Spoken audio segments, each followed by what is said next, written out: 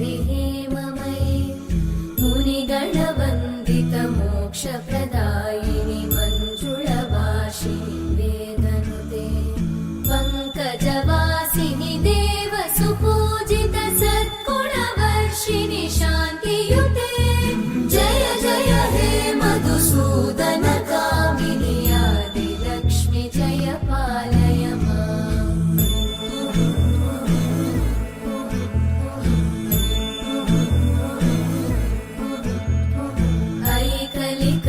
ऐकलिकल्मषनाशिनि कामिनि वैदिकरूपिणि वेदमये क्षीरसमुद्भव मङ्गलरूपिणि मन्त्रनिवासिनि मन्त्रनुते मङ्गलदायिनि अम्बुजवासिनि देवगणाश्रितपादयुते जय जय हे मधुसूदन कामिनि धान्यलक्ष्मि जय पालय माम्।